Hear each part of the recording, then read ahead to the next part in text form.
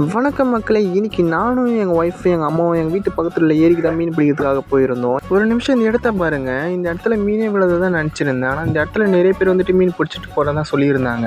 அந்த நம்பிக்கையில் தான் நானும் இந்த இடத்துல வந்து வலை விட்டு மீன் பிடிக்கலான்னு சொல்லி வந்திருந்தேன். தண்ணியை இப்படி அடிக்கிறதுனால மீன் பயந்து மீன் வலையிலவே மாட்டிக்கணும்னு சொல்லுவாங்க. ஆனால் சும்மா சொல்லக்கூடாதுங்க. 2 மணி நேரம் கஷ்டப்பட்டு தான் எனக்கு இந்த மீனுங்களே மாட்டிச்சு. ஆனால் சும்மா வச்சு செஞ்சுச்சுன்னு தான் சொல்லணும். பொதுவாக பார்த்தீங்கன்னா எங்கள் ஊரில் இந்த மீனை போயிட்டு உழவன்னு தான் சொல்லுவாங்க. உங்கள் ஊரில் என்னன்னு சொல்லுவாங்கன்னு மறக்காம கமெண்ட்டில் சொல்லுங்கள். இப்போ நீங்கள் பார்க்குற மீன் எல்லாமே நான் தண்ணியில் மூழ்கி தான் இந்த மீனை பிடிச்சேன். எதுவுமே நான் வந்து வலையில் பிடிச்சது கிடையாது. நீங்கள் பொறுமையாக இருந்து பார்த்தா மட்டும்தான் தெரியும் நான் வலையில் என்ன மீன் பிடிச்சேன்ட்டு. நான் போன நேரமானு தெரியல, எல்லா மீனும் வயிற்றில் முட்டை வச்சுட்டு இருந்துச்சு. ஓகே மக்களே, ஃபைனலாக பார்த்தீங்கன்னா நான் வலையில் பிடிச்ச மீனை நான் காட்டுறேன். வெயிட் பண்ணி பாருங்கள். கடைசியில் உங்களுக்கு இந்த வீடியோவில் உங்களுக்கு ஒரு ட்விஸ்ட்டே ஒன்று இருக்குது பெருசாக. 2 மீன் தான் பிடிச்சிருந்தேன் பாருங்கள்.